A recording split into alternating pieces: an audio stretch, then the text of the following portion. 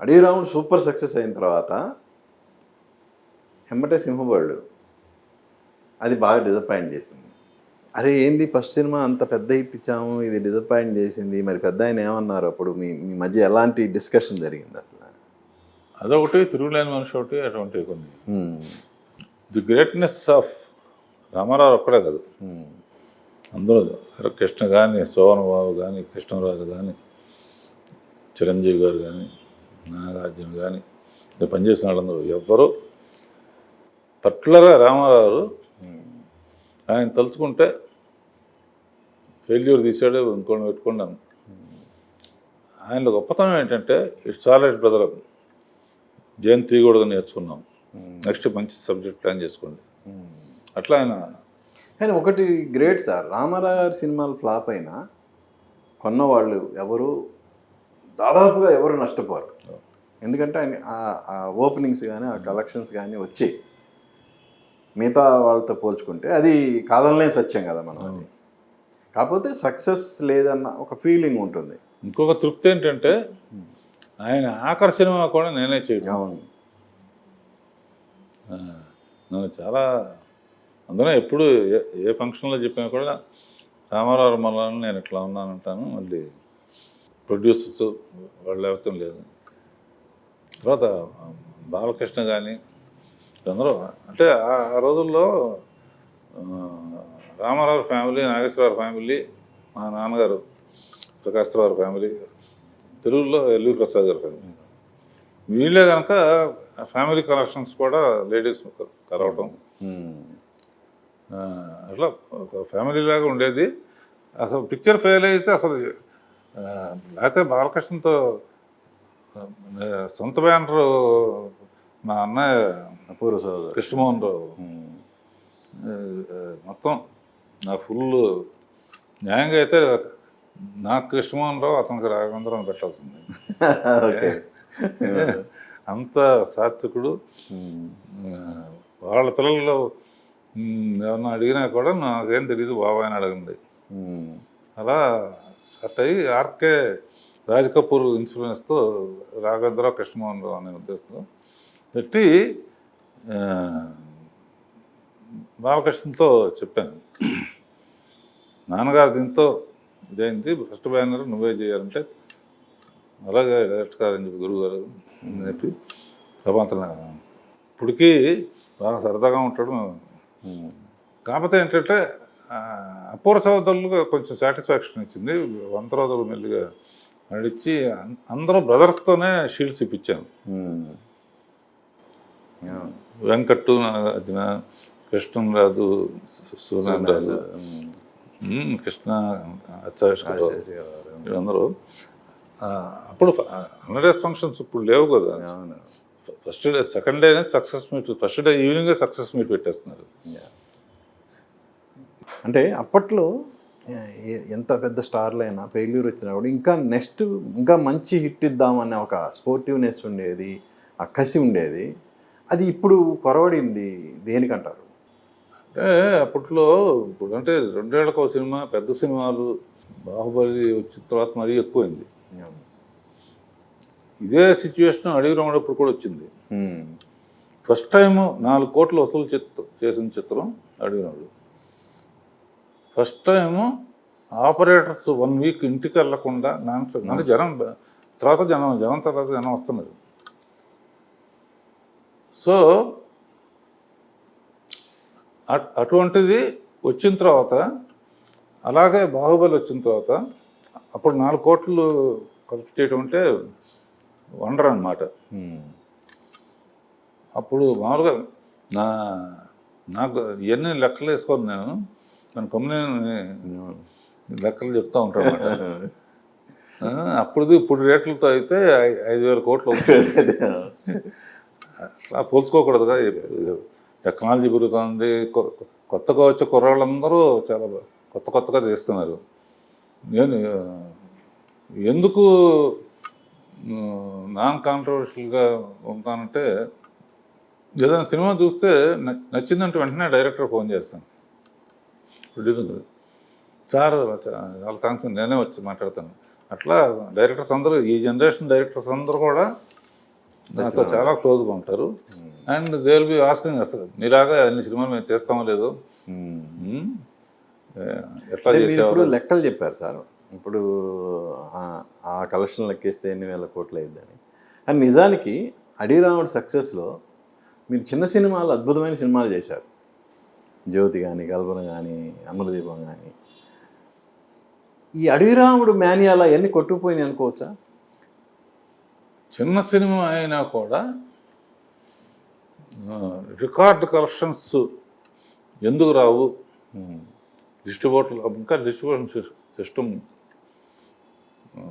కూడా ఉంది, సగం బయ్యంగా ఉంది అని చెప్పి పెళ్లిచందడు అనేది Arvind distributor, Vyjayanthi distributor, Jagadish Prasad distributor.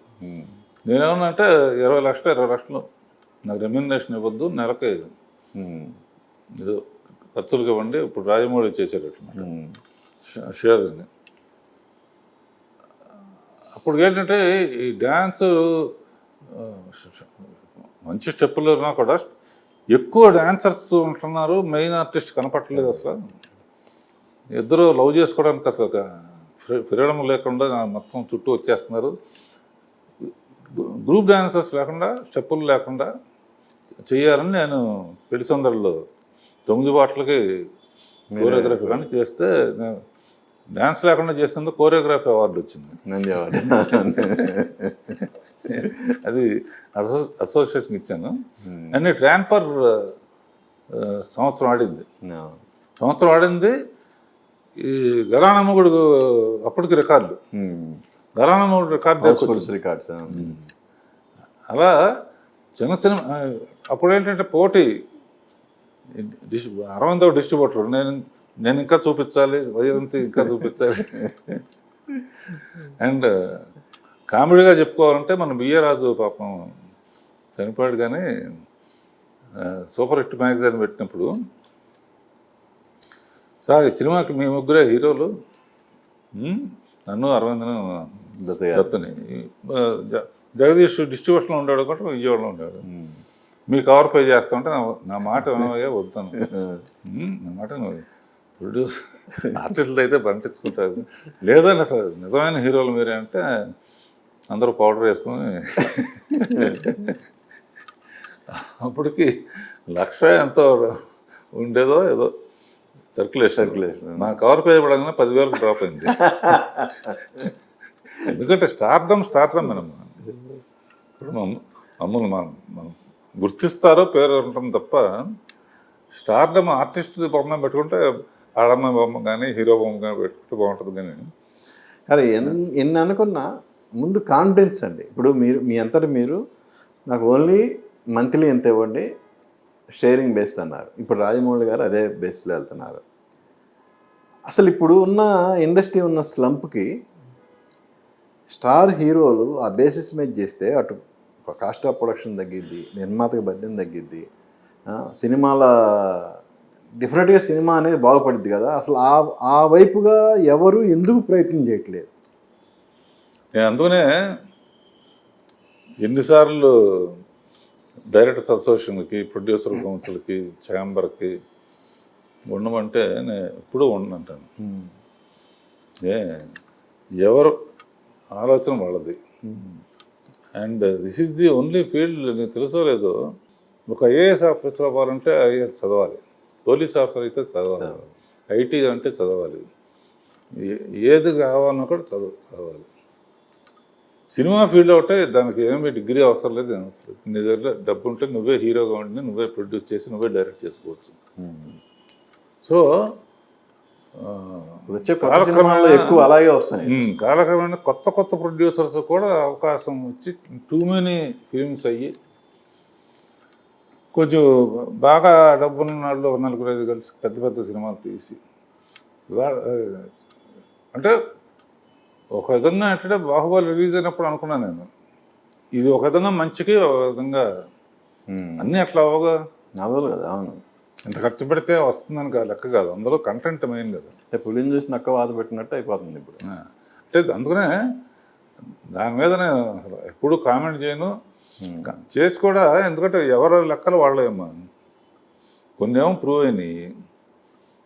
Prove అయ్యి హాలీవుడ్ డైరెక్టర్స్ కూడా, బాంబే వాళ్ళు కూడా మన పిక్చర్లతో డబ్బింగ్లోనే డాకు మహారాజు బాలాజీ కానీ, పుష్ప కానీ ఇవన్నీ సెన్సేషన్గా హిట్ అవుతున్నప్పుడు ఇక్కడికన్నా కూడా బాంబేలో ఎక్కువ.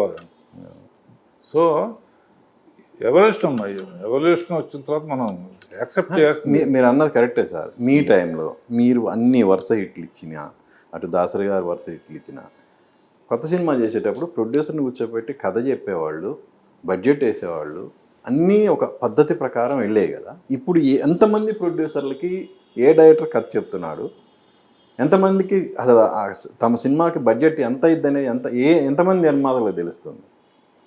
ఇది కరెక్ట్గా అడ్రస్ చెప్తాను. ఎండిసి చైర్మన్ దిల్ రాజుని, ఛాంబర్ చైర్మన్ దామోదర్ని వాళ్ళని అడిగితే ఓకే, మీ సబ్జెక్ట్ కాదంటారు. అంతేలేండి, మీరు అన్నారు కదా, ఇప్పుడు నాన్ కాంట్రవర్షియల్ అన్నారు కాబట్టి ఓకే. కాదు, రాజకీయాలు కానీ సినిమాలు కానీ ఇంకోటి కానీ చూస్తూ ఉంటే నవ్వుకోవాల్సి వస్తుంది అంతే. అంతకన్నా మనం ఏమన్నా చెప్పితే మనం అంటే నేనేను కాదు, అదే ఎవరు పాటించే వాళ్ళు కూడా లేరులేండి. ఇప్పుడు మీరు ఒక పెద్ద మనసుతో పెద్దరికంతో చెప్పినా దాన్ని ఆచరిద్దామనే యాంగిల్లో ఆలోచించట్లా. దాంట్లో ఉన్న దాన్ని తీసుకొని ట్రోల్ చేయటం ఇవి ఎక్కువైపోయినాయి. అవి అన్నెసరీ. నిజంగానే మీరు అన్నట్టు నేను